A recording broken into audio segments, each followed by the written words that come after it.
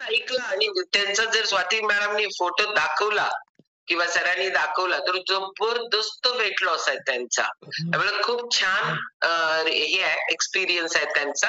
तर आता आपण जाऊ जास्त वेळ न घालवता डॉक्टर भूषण सरांच्याकडे. सुमित सर ऑन म्यूट टाका. कारण नाही तर मग लईच लोक सगळे हे करत बसतात.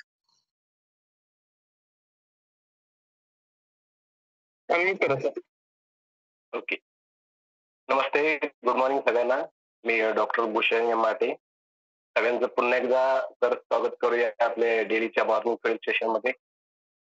तर दिवसाची सुरुवात नेहमी एका छानशा स्माईलने करावी, कारण हसणं चांगलं असतं. तर माझी रिक्वेस्ट आहे, ज्यांना स्माईल जमत नाही त्यांनी अजिबात स्माईल करू नका. थँक्यू. तर चला आपण आज आपल्या माहिती सेशनला चालू करूया. आज आपण बोलूया ब्रेकफास्ट म्हणजे आपल्या दिवसातील पहिलं जेवण नेमकं काय असावं. तर ब्रेकफास्ट म्हटलं तर त्यात दोन शब्द येतात बघा, ब्रेक आणि फास्ट. ब्रेक म्हणजे तोडणे आणि फास्ट म्हणजे उपवास. ऍक्च्युली उपवास म्हणजे संकल्पना काय आहे त्याच्याबद्दल थोडं बोलूया. उपवास एक धार्मिक म्हणजे संकल्पना आहे ऍक्च्युली. वेगवेगळ्या धर्मानुसार वेगवेगळे उपवास केले जातात.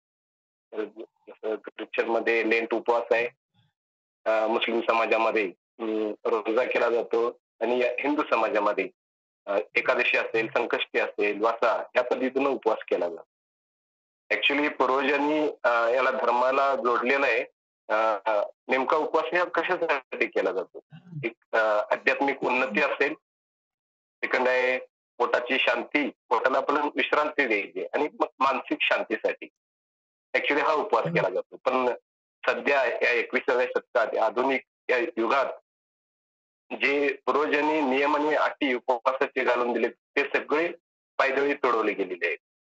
मग एखाद्या उपवासाच्या दिवशी सगळ्यात जास्त खाल्ला जातो. मग त्यांना आपला उपवासाचा हेतू साध्य होतो का? तर अजिबात नाही.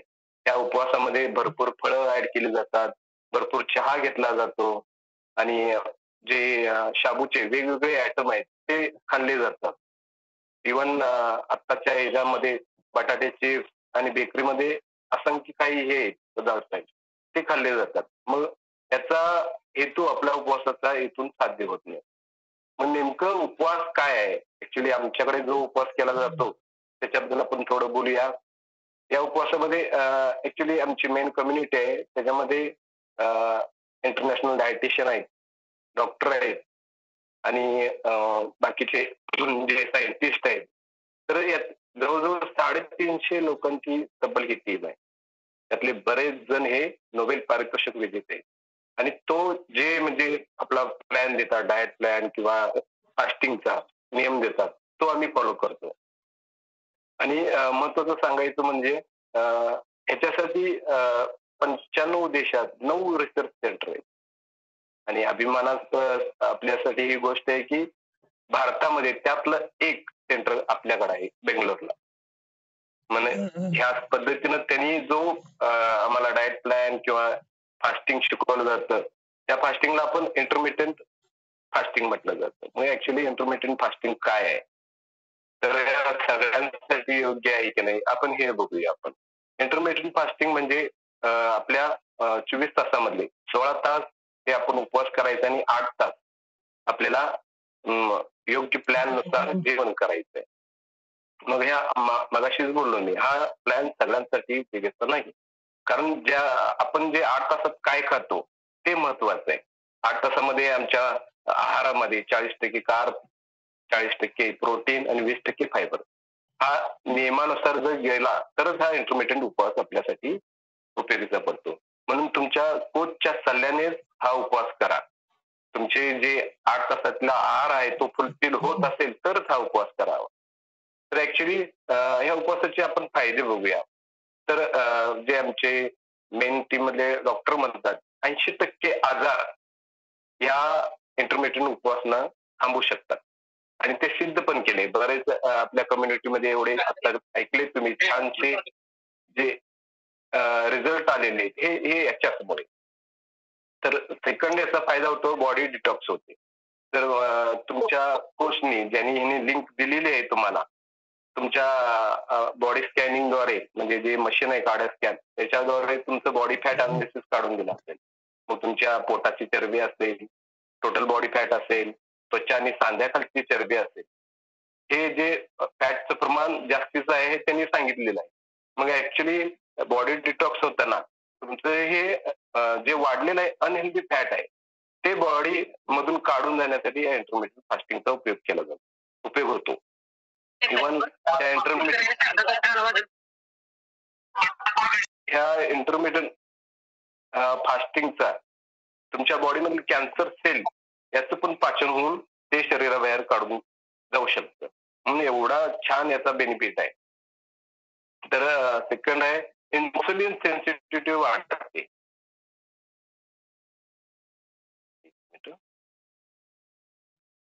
जर आपण 8 तास जेवण आणि हे करतो, आपल्या बॉडीमध्ये एक जैविक घड्याळ आहे. आपण निसर्गामध्ये राहतो, त्याच्यामुळे आपली बॉडी या निसर्गानुसार बनलेली आहे. मग त्या निसर्गाच्या नियमानुसार आपली बॉडी प्रत्येक अवयव कधी ऍक्टिव्हेट होतो, कधी त्याला विश्रांतीची गरज आहे, हे सगळं ठरलेलं आहे. म्हणून आपण 8 तासामध्येच जेवण करायचं आहे. जसं आता एक एक्झाम्पल घ्यायचं झालं तर ज्यावेळी सूर्य उगवतो त्यावेळी बॉडीमधले जास्तीत जास्त पाचकरस निर्मिती होते. आणि त्यावेळी कुठलं अन्न दिलं पाहिजे म्हणजे काय नाश्ता दिला पाहिजे. दुपारचं जेवण सूर्यप्रकाश आपल्या डोक्यावर असतो म्हणजे सगळ्यात जास्त पाचकरस दुपारच्या वेळेला निर्माण होतात. मग त्यावेळी कुठलं जेवण दिलं पाहिजे आणि सूर्य मावळल्यानंतर आपल्या बॉडीमधले पाचकरस थांबतात. म्हणजे आपण सूर्यास्ता आधीच जेवलं पाहिजे. याचा माझा एक अनुभव आहे. मॅडम माझा फोटो शेअर करू शकता का? स्वाती मॅडम तुम्हाला फोटो शेअर करता येतं? येस. हा, तर हे बघा हा माझा फोटो आहे आधीचा आणि हा आत्ताचा फोटो आहे. याच्यामध्ये पोटावरचं फॅट भरपूर होतं. ऍक्च्युली अशा सेशन मध्ये मी ऐकलं होतं की सूर्य मावळल्यानंतर का जेवू नये. कारण जो आपण जरी नंबर 1 जगातलं नंबर 1 न्यूट्रिशन जरी घेत असेल तरी सूर्यास्तानंतर घेतलं तर त्यातला 20% भाग आपल्या बॉडीला पचतो. म्हणून आपण सूर्यास्ताच्या आधी जेवलं पाहिजे कारण पाचकरस त्याच वेळी असतात. तर थँक्यू मॅम. ऍक्च्युली मला कसं व्हायचं संध्याकाळची ओपीडी असायची 7 ते 10 त्याच्यामुळं मी जरी हे न्यूट्रिशन चालू केलं असलं तरी 2 महिने माझं वजन कमी होत होतं, ऍक्टिव्हनेस वाढत होता, पण म्हणावं तितकं पोट कमी होत नव्हतं. ज्यावेळी मी हे चेंज केलं की 6.5 शेक घ्यायला लागलो त्यावेळी अमेझिंग 90 दिवसात टोटल पोट सपाट झालं. म्हणून आजपासून संकल्प करूया संध्याकाळचं काय असेल तुमचं जेवण असेल किंवा आपण शेक घेतो ते 7च्या आधीच झालं पाहिजे. पुढचा याचा फास्टिंगचा फायदा होतो हा एजिंग स्लो होतं आपलं. आता तुमच्या कोचनी तुम्हाला जे बॉडी फॅट अनालिसिस काढून दिलं असेल, आरोग्याची कुंडली काढून दिली असेल त्याच्यामध्ये तुमचं बॉडीचं वय जास्त आहे म्हणजे तुमची एजिंग प्रोसेस हे फास्ट आहे. माझ्या फोटोमध्ये बघितलंच असेल आधीचा स्किनचा ग्लो आणि आत्ताचा. म्हणजे एजिंग प्रोसेस आता स्लो आहे. कारण ज्यावेळी आपण सकस संतुलित आहार देतो आणि ह्या इंटरमिटंट फास्टिंगमुळं योग्य वेळेला योग्य अन्न आणि योग्य वेळेला योग्य उपवास त्याच्यामुळे बॉडीमधलं सगळे टॉक्सिन बाहेर निघतात आणि बॉडीमध्ये ग्लो आणि एजिंग प्रोसेस स्लो होते. तर अजून एक फायदा याचा मेंदू तल्लख होतो. त्याच्याबद्दल एकच वाक्य बोलेन, ज्यावेळी पोटात काय नसतं त्यावेळी मेंदू आणि आपलं बॉडी तितकीनं काम करतं. म्हणून इंटरमिटंट फास्टिंग हे गरजेचं आहे. आता हे झालं आपल्या फास्टिंग. आता हे फास्ट आपल्याला तोडायचंय म्हणजे ब्रेक करायचंय. तर त्यासाठी काय करतो बघूया आपण. आधी बघा शेती करताना 1 वर्ष शेती केली ना 6 महिने शेती वाळवायची. हे कशासाठी? कारण शेतामध्ये गुड बॅक्टेरिया उत्पन्न म्हणजे वाढीस लागतात आणि ज्यानंतर ते पीक घेतलं जातं ते सगळ्यात म्हणजे फास्ट वाढतं आणि त्याच्यामध्ये पोषक तत्व भरपूर असतात. म्हणून हे ऍक्च्युली ह्याचा पण म्हणजे शेतीचा फास्टिंग केलं जायचं. मग सध्या मला चार्टमध्ये टाकू शकताय सध्या ब्रेकफास्टला काय काय घेतलं जातं. जे जुने लोक आहेत म्हणजे कम्युनिटीमध्ये यायच्या आधी त्यांनी फास्टमध्ये टाकू शकता येईल. म्हणजे काय काय घेत होतं कम्युनिटीमध्ये यायचं? चॅट ओपन आहे.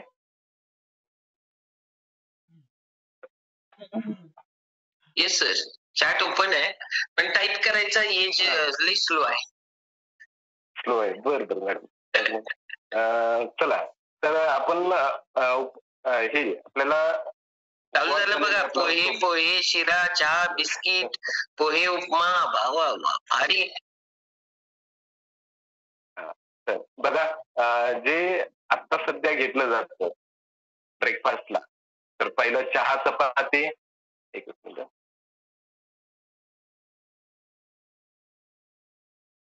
ब्रेकफास्टला चहा चपाती, पोहे, उपमा, इडली, डोसा, मिसळ हे बरेच आपण आयटम सध्या घेतले जातात. मग हे हेल्दी आहे का? तो फास्ट आपल्या तोडण्यासाठी हेल्दी आहे का? कारण आपण शेताप्रमाणे एक फास्टिंग करून एक चांगला बेड तयार केलेला आहे. मग त्याच्यामध्ये चांगलं अन्न घालणं ही आपल्या म्हणजे वैयक्तिक जबाबदारी आहे आणि ते घातलंच पाहिजे आपण त्या पद्धतीनं.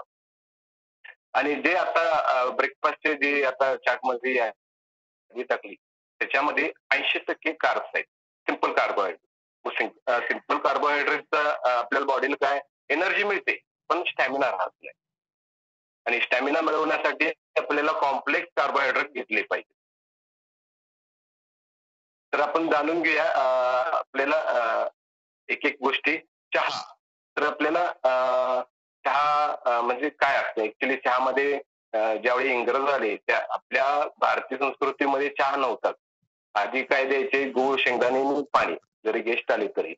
पण चहा इंग्रजांनी आणला, पण तो बनवताना त्यांनी कसं बनवला? पाणी गरम पाण्यात ते चहापत्ते टाकायचे.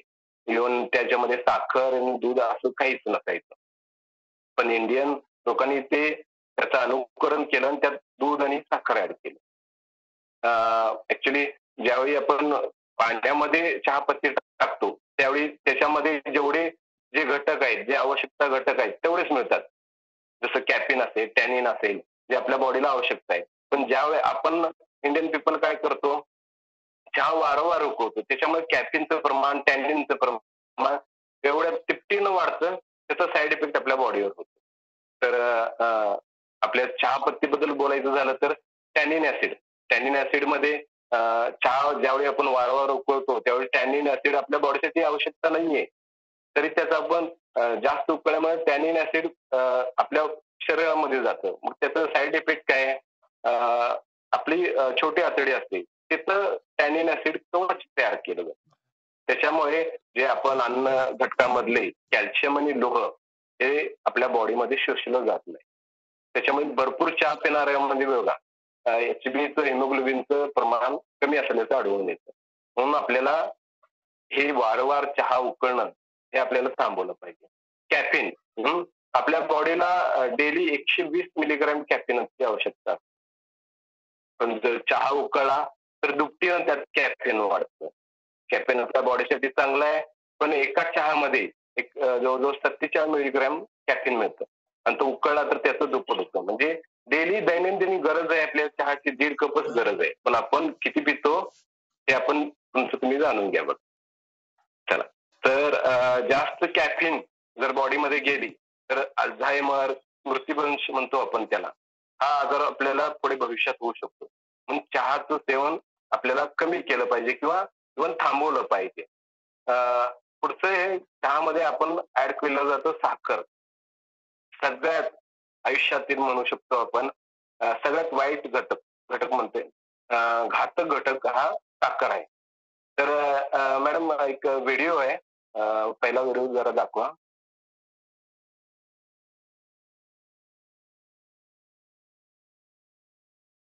चीनी जो है वो कोकेन के बाद सेकंड मोस्ट एडिक्टिव चीज, हमारे को आदत पड़ जाती है, उसकी पूरे शरीर को नुकसान देती है। बहुत अल्ट्रा प्रोसेस्ड होती है। सल्फर का प्रयोग होता है चीनी को साफ करने में। चीनी की मिल से आप कभी बाहर निकलो तो आपके नाक आप बंद करके निकलो, इतनी गंदी स्मेल होती है। चीनी का जो मीठापन है वो है, शुगर का जो मीठापन है वो सुक्रोज। हमारे शरीर को जो मीठापन चाहिए वो था फ्रक्टोज। फ्रक्टोज जो मीठापन है वो कहाँ पे अवेलेबल होता है? वो होता है फ्रूट्स पे, आम में फ्रक्टोज होता है, जितने भी फल हैं जो भगवान के बनाई हुई चीज है उन सभी में फ्रक्टोज की अवेलेबिलिटी है। लेकिन हम जो है वो सुक्रोज ले रहे हैं, तो सबसे पहले तो चीनी को हमें बंद थँक्यू. बर, यातून काय समजलं तुम्हाला? साखर नशायुक्त अन्नामध्ये कोकेनंतर 2 नंबरला साखर आणि 3 नंबरला आहे तंबाखू. म्हणजे तंबाखूपेक्षा घातक साखर आहे. म्हणजे याची दैनंदिन गरज आपल्याला आता फक्त 2 चमचे आहे. म्हणजे जवळ-जवळ 150 कॅलरी. आपण 40% कार्बमध्ये सिंपल कार्बोहायड्रेट हे येतं. 40% कार्बमध्ये फक्त 5% फ्री शुगर, ॲडेड शुगर आपण घेऊ शकतो. मग त्याचं प्रमाण सध्या तुम्ही किती घेताय? हां, त्याच्यामुळे तुमचे हे लाईफस्टाईल सध्याचे लठ्ठपणा असेल, बीपी, शुगर असेल, हे लाईफस्टाईल डिसीज वाढलेले आहे. म्हणून आपल्याला हे साखर थांबवायचं.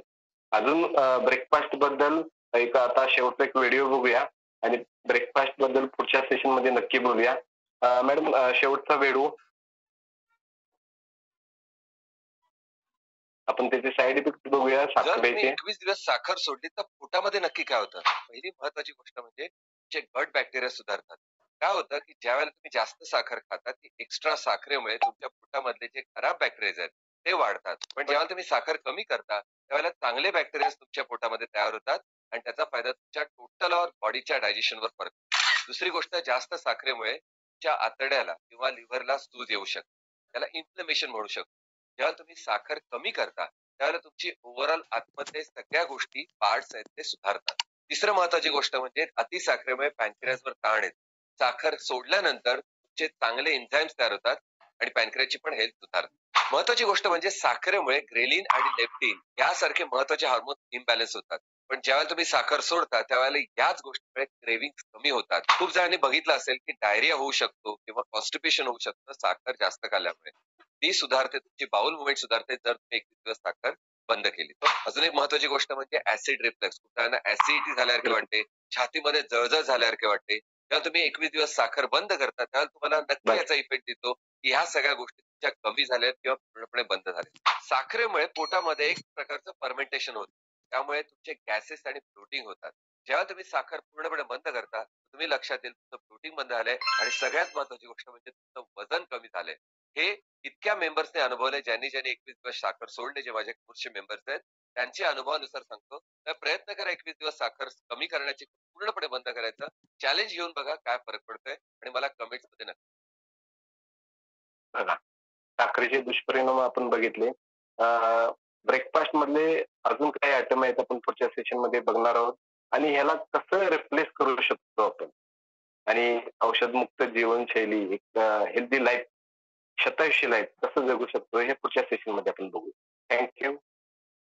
येस, चलो जोरदार क्लॅपिंग करणार आहोत डॉक्टर भूषण सरांसाठी. कारण का की आपल्याला त्याच्या बदलाचं रिप्लेसमेंट पाहिजेच असतं.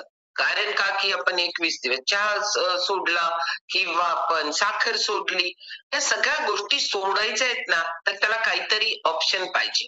आणि सगळ्यात बेस्ट ऑप्शन, सकाळी आपण मस्तपैकी जो एनर्जी ड्रिंक घेतो 40 मिलीग्रॅम कॅफेन आहे, मस्तपैकी बायोलॉजिकल आहे, त्याचबरोबर एवढं भारी माइंडफुलनेस आपण म्हणतो ना, अलर्टनेस, ह्या सगळ्या गोष्टी आहेत ना त्या भारी मिळायला लागतात त्याच्यातून.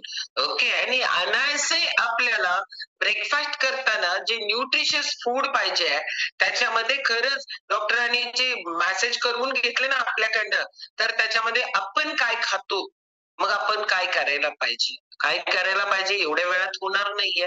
त्यामुळे आपल्याला नेक्स्ट वीक मध्ये परत वेट करा, आपल्याला कळेल. खूप लोक स्वतःवर काम करायला लागलेत, खूप भारी काम करायला लागलेत आणि हे काम करत असताना ना ते स्वतःला डिसिप्लिन मध्ये आणायचा प्रयत्न करायला लागलेत. आणि प्रयत्न हाच शेवटी काय करतो की तुम्हाला तुमच्या ध्येयापर्यंत घेऊन जातो. नुसताच म्हटलं तर होणार नाही, आपण त्याच्यासाठी काय करायला लागलो हे खूप महत्वाचं असतं. आणि इथं करायला लागलेत लोक वेट लॉस मॅरेथॉन मध्ये काम. वेट लॉस मॅरेथॉनच्या ऑल पार्टिसिपंट साठी जोरदार क्लॅप करू आपण. वेट लॉस मॅरेथॉनच्या ऑल कोचेस लोकांसाठी जोरदार क्लॅपिंग. आणि मस्तपैकी संध्याकाळचं सेशन आणि त्याला मदत करणाऱ्या